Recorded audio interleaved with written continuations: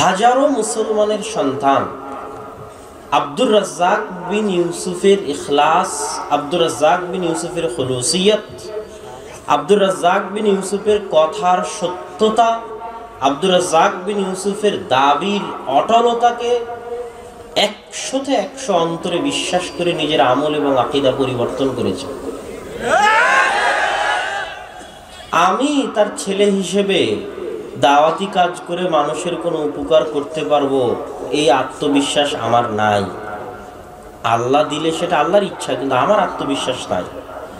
কিন্তু আমি যদি আমার পিতার উপর মানুষের যে আস্থা, মানুষের যে বিশ্বাস, তার তাকওয়া, তার পরহেজগারিতা, তার ইখলাস, তার খুলুসিয়ত, তার দাওয়াতের উপর মানুষের যে আস্থা বিশ্বাস, আমি যদি আজকে এই ঘরে ঢুকি তাহলে ওই আস্থা বিশ্বাসকে বিক্রি করে দেওয়া হবে।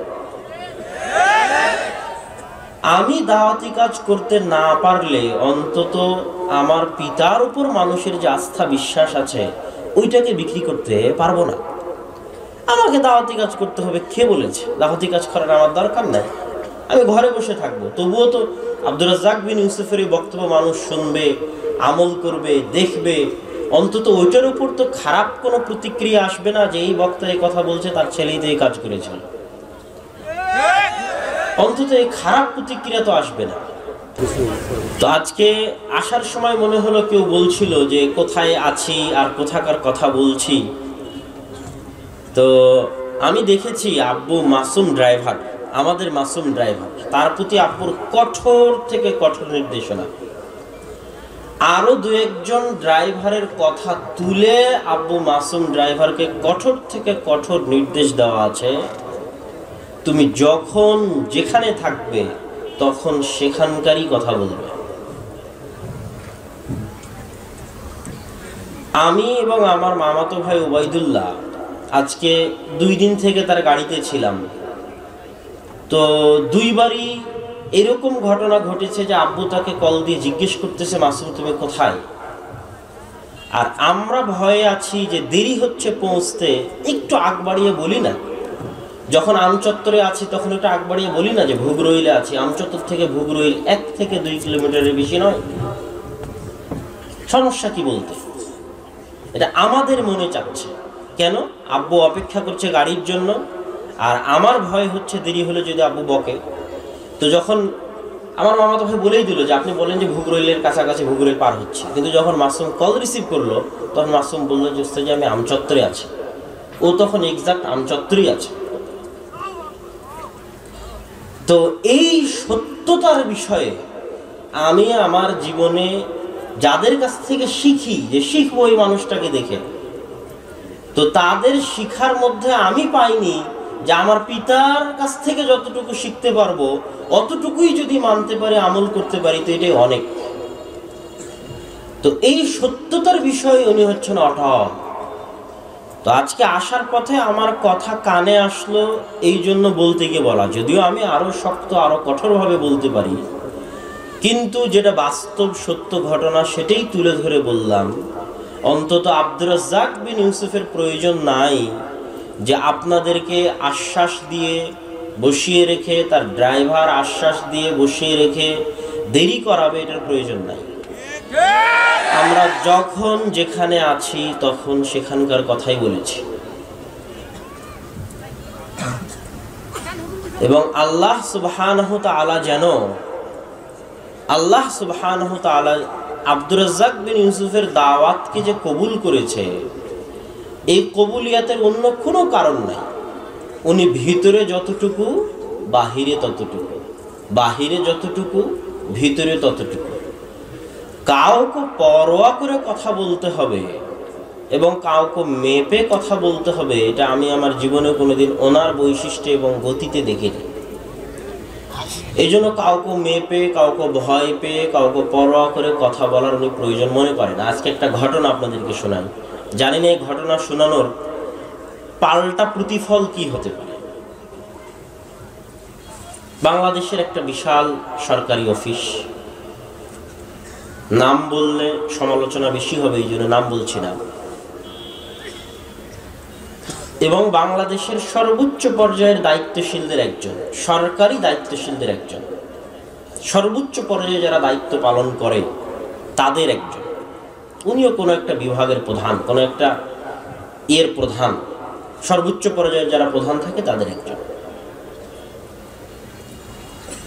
তো আপনারা জানেন যে করোনার মধ্যে আব্বুর অনেক বক্তব্য, যেটা উনি সারা পৃথিবীর বহু আলেম ওলামা স্রোতের গতিতে, যখন আমি নিজেও ভুলভাল বক্তব্য দিয়েছি মানুষের কথায় প্রভাবিত হয়ে, মিডিয়ার কথায় প্রভাবিত হয়ে, তখন কোনোদিন তাকে পরিবর্তন করতে পারিনি। আমি তো পারিনি, আমার ভগ্নিপতি বাকিবিল্লাহ হাজারো চেষ্টা করেছে আব্বুকে পরিবর্তন করার, যে আব্বু এটা এইরকম, আসলেই এই কাহিনী, আসলেই এটা গুরুত্ব দিয়ে বলা উচিত, আপনি এভাবে বলিয়েন না, মানুষ দুর্নাম করবে। তখন দুনিয়াতে কেউ বিশ্বাসই করতে চায়নি। সবার একটাই দাবি, হ্যাঁ 3 ফুট দূরে দাঁড়াতে হবে, সালাতে মাস্ক পরতে হবে, সবার একটাই দাবি। সেখানে স্রোতের বিপরীতে ঘরের মধ্যে জিহাদ করে আমি আর আমার ভগ্নিপতি ও লকডাউনে আটকে গেছিল, আব্বুকে তার এই ফতোয়া থেকে সরাতে পারিনি। বাহিরে তো মানুষ দুর্নাম করছে, ফেসবুকে দুর্নাম দিয়ে ভরিয়ে দিয়েছে, কিন্তু উনি ভিতরে তার পরিবারের পক্ষ থেকে বাধার সম্মুখীন, যে আপনি এই কথা বলিয়েন না, উনি এই কথাকে পরোয়া করেন। তখন যা বলেছে এখনো তাই বলছে। দুনিয়ার মানুষ তার ফতোয়া পরিবর্তন করেছে, উনি পরিবর্তন করেননি। তো উনি যেই দিন ওই বড় দায়িত্বশীলদের সাথে দেখা করতে যাবেন, 4, 5টা 6, 7টা চেকিংয়ের স্তর পার হচ্ছে। তো হ্যাঁ, আমি বলবো দেশের আইন মেনে অবশ্যই মুখে মাস্ক পরা উচিত। তো আব্বুর দাবি হচ্ছে যে আমি যখন রুম থেকে বের হয়েছি তখন আমি অজু করে বের হয়েছি, এখান থেকে যখন ফিরে যাব তখন গিয়ে অজু করব, এটাই আমার হেফাজতের জন্য যথেষ্ট, আমাকে আলাদা করে মাস্ক পরতে হবে না। এটা তার ব্যক্তিগত চিন্তা। যখন যেখানে যে বাধা দিয়েছে তখন তাকে তিনি উত্তর দিয়েছেন। বিমানবালা হোক, বিমানবন্দর হোক, ব্যাংক হোক, যেখানে হোক, সেখানে বাধা দিলে উনি উত্তর দিয়েছেন, দেখো আমি অজু করে এসেছি, এখান থেকে গিয়ে আবার অজু করব। এবং করোনার মধ্যে ওনার একটাই কথা ছিল যে অজু করতে হবে। মানুষ বলেছে হাত ধো, উনি বলেছেন অজুর কথা। এই জন্য আল ইতিসাম টিভিতে দেখবেন যে করোনা থেকে বাঁচার একমাত্র উপায় লেখা আছে অজু, কিন্তু মানুষ কিন্তু বলেছে শুধু হাত ধোয়ার কথা। আব্দুর রাজ্জাক বিন ইউসুফ শুধু হাত ধোয়ার কথা বলেননি, অজুর কথা বলেছে, অজু করতে হবে। তো যে 5-6টা চেকিং ক্রস হলো, তো সব চেকিংয়ে এটাই কঠোরতা যে মাস্ক পরতে হবে। তো উনি তো বিনা মাস্কই আছে। তো যেহেতু সাথে একজন উচ্চ পদস্থ কর্মকর্তা আছে, আরেকজন যিনি নিয়ে যাচ্ছেন, ওনাকে সবাই স্যার স্যার বলতেছে। তো স্যার স্যার বলার কারণে তার সাথে যে আছে তাকে আর কিছু বলছে না বলে একটা বিশাল রুমে প্রবেশ করলাম, 4-5টা চেকিং পোস্ট অতিক্রম করে যে বিশাল রুমে প্রবেশ করলাম, ওখানে যিনি নিয়ে যাচ্ছেন তার মতো পদমর্যাদার আরও 6-7 জন অপেক্ষায় আছে। উনি যিনি সর্বোচ্চ পর্যায়ে, তার সাথে দেখা করবেন। তো সিরিয়াল আব্বুর আগে দিল, ওনার কাছে গিয়ে যখন বলা হলো যে আব্দুর রাজ্জাক বিন ইউসুফ সাহেব আসছিল, ওনাকে আগে নিয়ে আসেন। তো গেল আব্বু, উনি দাঁড়িয়ে টেবিল থেকে দাঁড়িয়ে সালাম দিলেন। সালাম দিয়ে আমার ধারণা ছিল যে আর 10টা মানুষ যখন এইরকম বড় পর্যায়ের ব্যক্তির সাথে দেখা করে, আর আমি ব্যক্তিগতভাবে হলো অন্যায় বিনয় করে কিছু বলতাম, কিছু অনুরোধ করতাম, কিছু দাবি দেওয়া, কিছু আবদার রাখতাম। আমারও ধারণা যে আব্বু অবশ্যই আজকে এরকম কিছু বলবে, কিছু দাবি দেওয়া, কিছু আবদার, কিছু অনুরোধ রাখবে। কিন্তু যেই বিষয়ে সমস্যা তৈরি হয়েছে, আব্বু ওই বিষয়ের উপরে এত কঠোর বক্তব্য দিলেন, ওই রকম উচ্চ পর্যায়ের দায়িত্বশীলের সামনে, যে আমি নিজে আতঙ্কিত ছিলাম যে এই বক্তব্যের পরে কি হবে। ওই রকম উঁচু পর্যায়ের দায়িত্বশীলের সামনে যেই বিষয়ে সমস্যা তৈরি হয়েছে, ওই বিষয়ে উপস্থিত কোরআন এবং হাদিস থেকে এত কঠোর বক্তব্য দিলেন, যেগুলো অধিকাংশই ছিল করোনা রিলেটেড। তো ওই দিন আমি আরেকবার জানতে পারলাম যে আমিও আসলে আমার বাবাকে এখনো 100-100 চিনতে পারিনি। ওনার ব্যক্তিত্ব, ওনার অটলতা, ওনার দৃঢ়তা, ওনার নীতির উপর অটলতা, এইটা আসলে আমিও এখনো 100-100 ওনাকে চিনতে পারিনি। ওই দিন আমি এটা অনুভব করতে পারলাম। সুতরাং যারা এখানে মঞ্চে বসে 2-3টা কথা বলে ওনার ওপর কিছু আরোপ করতে চায়, তাদের উচিত আল্লাহকে ভয় করা, এবং এই কথার হিসাব কিয়ামতের মাঠে দিতে হবে। এবং আব্দুর রাজ্জাক বিন ইউসুফ যতটুকু বলেন অতটুকুতে উনি সত্য বলেন। উনি দিন বিক্রি করে মানুষের কাছে খাবেন না, 30 বছর থেকে বলে আসছেন, এখনো বলছেন। এবং এটার উপর উনি অটল থাকার চেষ্টা করেন।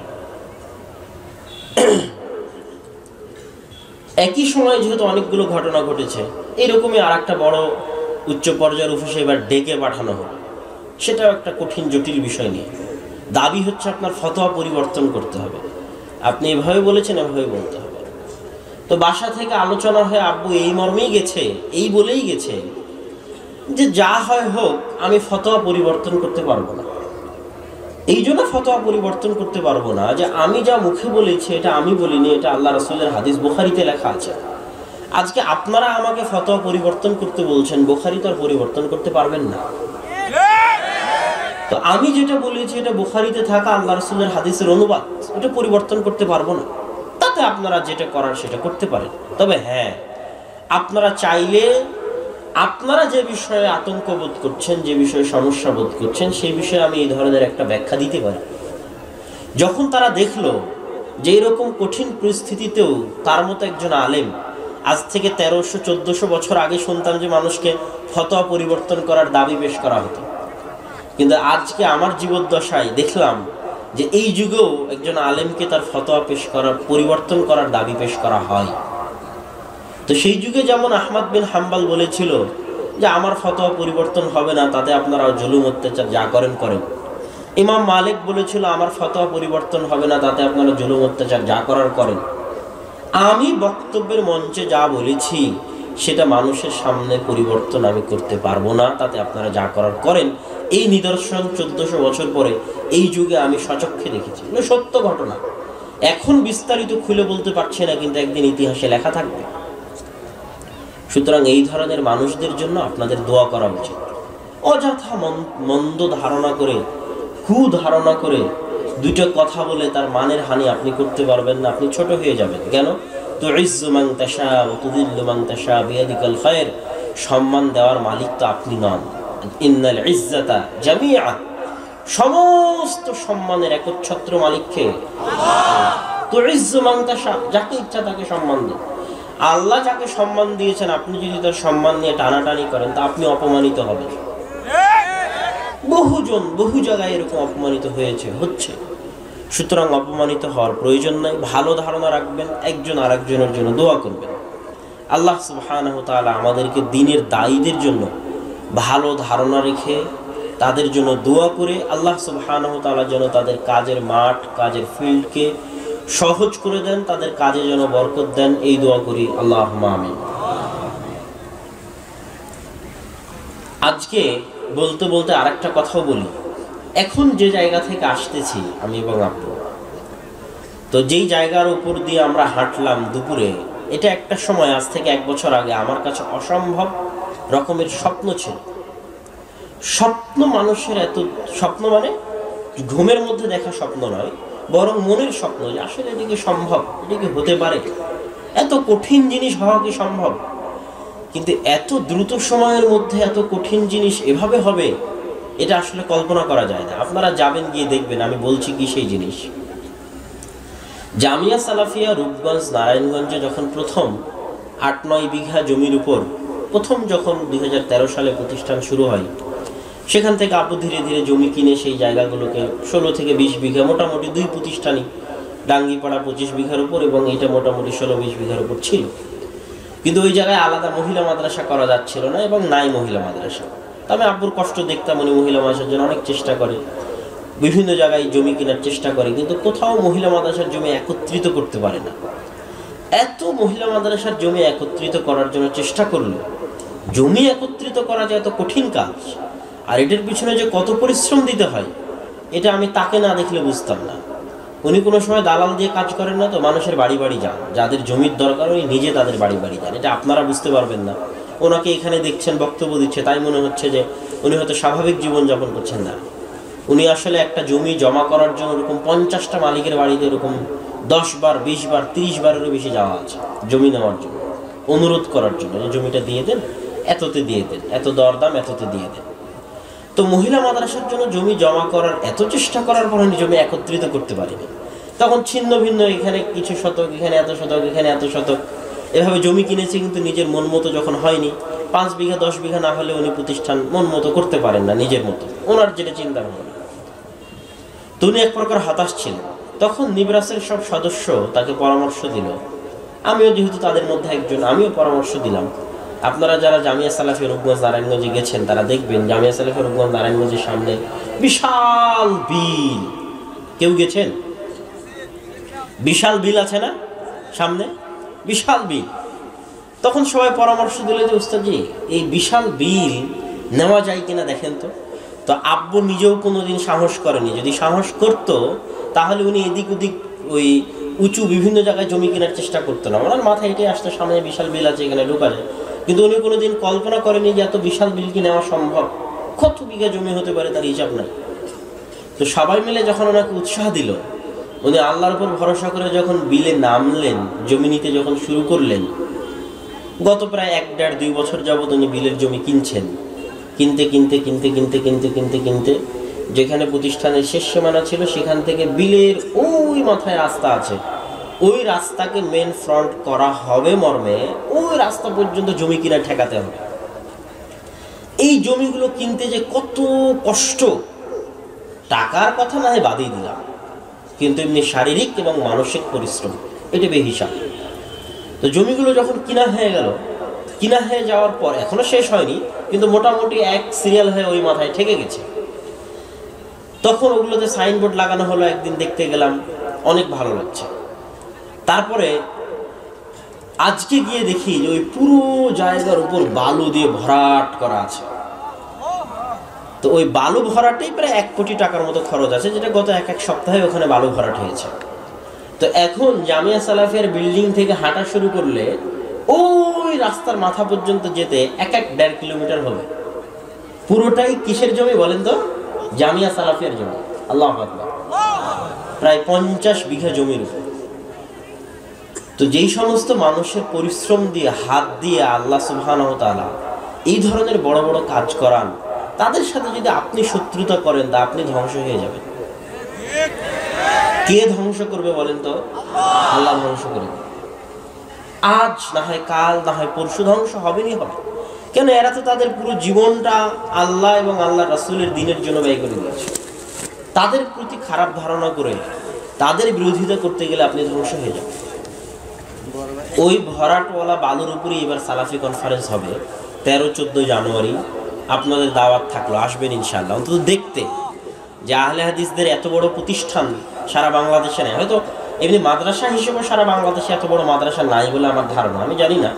50 বিঘা প্রায় কাছাকাছি জমি, আরও জমি হবে, বিলের আরও কিছু জমি বাকি আছে, একদম ঢাকার পাশে। তো অন্তত এত বড় প্রতিষ্ঠান দেখতে যাওয়া উচিত এবং এই প্রতিষ্ঠানকে যেন আল্লাহ সুবহানাহু ওয়া তাআলা কবুল করে এর জন্য দোয়া করা উচিত।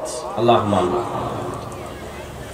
তো যেহেতু কথা আসতে কানে আসছিল এই জন্য এত কিছু বলা। কোনোদিন আমি এগুলো গল্প বক্তব্যের মাঠে কোনো সময় করিও না, করা পছন্দও করি না। আমি চাই যে এগুলো কোনোদিন লিখিত আকারে মানুষের কাছে আসবে, সেগুলো মানুষ জানবে, দেখবে। কিন্তু তারপর আজকে অবস্থার পরিপ্রেক্ষিতে যেহেতু মাইক থেকেই বিভিন্ন ধরনের উল্টাপাল্টা কথা বলা হচ্ছিল, উনি বারবার বলছিলেন যে উনি নাম নিয়ে বলবেন না, কিন্তু বুঝাইতে যাচ্ছে উনি কাকে বলছিলেন।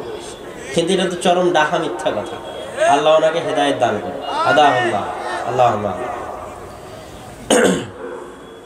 সম্মানিত উপস্থিতি, আজকে আমার সংক্ষিপ্ত বক্তব্যের বিষয়বস্তু হচ্ছে রিজিক। রিজিক, মানুষ ভুল ধারণা করে রিজিক সম্পর্কে। যে রিজিক কি? মানুষ মনে করে আমি আজকে সকালে যেটা খেলাম এটা রিজিক, দুপুরে যেটা খাবো সেটা রিজিক, রাতে যেটা খাবো সেটা রিজিক। এটাকে মানুষ রিজিক মনে করেই মানুষ পরস্পরকে বলে, দেখো তোমার রিজিক আজকে এখানে ছিল বলেই তুমি আজকে এখানে খেয়েছো। মানে মানুষ রিজিকটাকে শুধু খাওয়ার সাথে সম্পৃক্ত করে, কিন্তু রিজিক আসলে শুধু খাওয়া নয়। একটা মানুষ তার পুরো জীবনে যা কিছু অর্জন করে তার সবই হচ্ছে রিজিক। আপনি যতদিন বাঁচবেন, এই হায়াত 60 বছরের হায়াতও হচ্ছে রিজিক। আপনার হায়াত আপনার কি বলেন তো? রিজিক। আপনি যে মেয়েকে বিবাহ করেছেন, আপনার স্ত্রী আপনার জন্য রিজিক। আপনার যে সন্তান সন্ততি জন্ম নিয়েছে, ওই সন্তান সন্ততি আপনার জন্য রিজিক। আপনি আজকের অনুষ্ঠানের সভাপতি, আমি আজকের অনুষ্ঠানের বক্তা, এই যে সম্মান, এই সম্মানটাও কিসের অন্তর্ভুক্ত? রিজিকের অন্তর্ভুক্ত। আপনি স্থানীয় চেয়ারম্যান, আপনি স্থানীয় মেম্বার, আপনি ওসি, আপনি ডিসি, আপনি এসপি, আপনি প্রধানমন্ত্রী, এই পদ হচ্ছে আল্লাহর দেওয়া রিজিক। আপনি জ্ঞান অর্জন করেছেন, এই জ্ঞান যতটুকু জ্ঞান অর্জন করেছেন এটা আল্লাহর দেওয়া রিজিক। আপনি সার্টিফিকেট পাচ্ছেন, আজকে এসএসসি পরীক্ষার রেজাল্ট দিল A+, গোল্ডেন A+, এটা আল্লাহর দেওয়া রিজিক। এক কথায় একটা মানুষ তার পুরো জীবনে, তার জীবন মৃত্যু সহ যা কিছু অর্জন করে, অ্যাচিভ করে, তার অল অ্যাচিভমেন্ট, সকল অর্জন হচ্ছে তার রিজিক। এই বিষয়ে ধারণা ক্লিয়ার করার পরে যে এটা রিজিক, সব কিছু রিজিকের অন্তর্ভুক্ত। রিজিক দিয়ে মানুষ দুনিয়াতে সবচেয়ে বেশি চিন্তিত থাকে। মানুষের ধন সম্পদ, ধন দৌলত, রিজিক নিয়ে কেন চিন্তিত থাকে? বর্তমান পৃথিবী হচ্ছে বস্তুবাদী পৃথিবী। বস্তুবাদী পৃথিবী মানে চোখে যা দেখা যায় তাকে বলে বস্তু, চোখে যা দেখা যায় না তাকে বস্তু বলে না। সম্মান চোখে দেখা যায় না, জ্ঞান চোখে দেখা যায় না, অন্তরের শান্তি চোখে দেখা যায় না, অন্তরের তাকওয়া পরহেজগারিতা চোখে দেখা যায় না, মানুষের ব্যক্তিত্ব, মানুষের ভারাত্ব চোখে দেখা যায় না। চোখে কি দেখা যায়? মাইক চোখে দেখা যাচ্ছে, 10 বিঘা জমি কিনলে চোখে দেখা যায়, বিল্ডিং তৈরি করলে চোখে দেখা যায়, পকেটের টাকা চোখে দেখা যায়, মোটর সাইকেল চোখে দেখা যায়, একটা BMW গাড়ি চোখে দেখা যায়, 10 তলা 20 তলা বাড়ি চোখে দেখা যায়, লাইট চোখে দেখা যাচ্ছে, যা আপনি আপনার সামনে চোখে দেখতে পাচ্ছেন, জামা কাপড় চোখে দেখা যায়, সব হচ্ছে বস্তু। সব কি? বস্তু, জড় পদার্থ বস্তু। বস্তুবাদী মানে মানুষ যখন যেটা চোখে দেখা যায় না ওটাকে দাম দিতে পারে না, মানুষ যখন যেটা শুধু চোখে দেখা যায় ওটাকেই দাম দেওয়ার চেষ্টা করে, তখন ওই মানুষকে বলা হয় বস্তুবাদী মানুষ। আজকের পৃথিবী বস্তুবাদী মানুষে কি হয়ে গেছে? বস্তুবাদী মানুষে পরিপূর্ণ হয়ে গেছে আজকের পৃথিবী। আজকের পৃথিবীতে মানুষের নিকটে সবকিছুর মূল্য নির্ধারিত হয় টাকা দিয়ে, সবকিছুর মূল্য নির্ধারিত হয় ধন দৌলত দিয়ে। যা চোখে দেখা যায় না ওটা দিয়ে মানুষ মূল্য নির্ধারণ করতে চায় না। উদাহরণ, যে জ্ঞানী তাকে আপনি বেশি সম্মান করেন না যার টাকা বেশি তাকে বেশি সম্মান করেন? বলেন, যার টাকা বেশি তাকে বেশি সম্মান করেন। যার তাকওয়া পরহেজগারিতা আছে তাকে বেশি সম্মান করেন না যার বাড়ি গাড়ি আছে তাকে বেশি সম্মান করেন? যার বাড়ি গাড়ি আছে তাকে বেশি সম্মান করেন। আপনাকে যদি আপনার ছেলে বলে যে আব্বা আমি অমুক জায়গায় চাকরি করতে চাচ্ছি, 50,000 বেতন, কিন্তু দাড়ি কাটতে হবে, তো আমি যেহেতু দাড়ি কাটবো না সেহেতু চাকরি করতে চাচ্ছি না, তখন আপনি কি বলেন? পাগল, এই সামান্য দাড়ির জন্য 50,000 1 লক্ষ টাকার বেতন কেউ ছাড়ে? কি জন্য? দাড়ি রাখলে যেটা পাওয়া যাবে ওটা কি চোখে দেখা যায়? ওটা চোখে দেখা যায় না। কিন্তু চাকরি করলে যেটা পাওয়া যাবে ওটা মাস শেষে প্রতি মাসে নগদ হাতে আসবে, যেটা চোখে দেখা যায়। তো এই জন্য যেটা চোখে দেখা যাচ্ছে না ওটার জন্য মানুষ কোনো স্যাক্রিফাইস করতে চায় না, কোনো কিছু ছাড় দিতে চায় না। কিন্তু যেটা চোখে দেখা যায় ওটার জন্য মানুষ জীবনও দিতে পারে। এটা হচ্ছে মুসলিম জাতির অধঃপতনের সবচেয়ে বড় কারণ। এর চেয়ে বড় কোনো কারণের প্রয়োজন নাই মুসলিম জাতির অধঃপতনের জন্য। আল্লামা ইকবাল তার কবিতায় বলেছেন, আয়ে নওজোয়া মুসলিম, এই মুসলমান যুবক, তুমি কি জানো তুমি কোন কওমের সন্তান? তুমি কোন জাতির সন্তান? তুমি ওই কওমের সন্তান, ওই জাতির সন্তান যারা গরিব, ফকির, মিসকিন, যাদের গায়ে শালীন মানসম্মত পোশাক নাই, যাদের পায়ের স্যান্ডেল উন্নত নয়, জীর্ণ শীর্ণ পোশাকওয়ালা, জুতা স্যান্ডেলবিহীন ফকির মিসকিন, এমন ফকির মিসকিন जिस गदाई के डर से मुनइम को भी डर था, তাদের এই ফকিরি মিসকিনির পরেও তাদের আত্মমর্যাদা, তাদের আত্মসম্মান এত বেশি, এত ভয়ঙ্কর ছিল, তাদের ভারাত্ম এত বেশি, এত ভয়ঙ্কর ছিল যে পৃথিবীর যারা সবচেয়ে বেশি ক্ষমতার অধিকারী, সবচেয়ে বেশি টাকার অধিকারী, সবচেয়ে বেশি ধন দৌলতের অধিকারী, তারা এই মিসকিনদের দেখে ভয় পেত। আল্লাহু আকবার। যখন ওই জায়গা থেকে মুসলমানেরা সরে এসেছে তখন মুসলমানদের অধঃপতন শুরু হয়েছে। এই জন্য আল্লামা ইকবাল বলেছেন, খুদি না বেচ, নিজের আত্মসম্মান আত্মমর্যাদা বিক্রি করিস না। খুদি মানে হচ্ছে খোদ্দারি, নিজের সম্মান। আত্মসম্মান মানে নিজের সম্মান, আত্মমর্যাদা মানে নিজের মর্যাদা, খুদ মানে নিজে। খুদি না বেচ।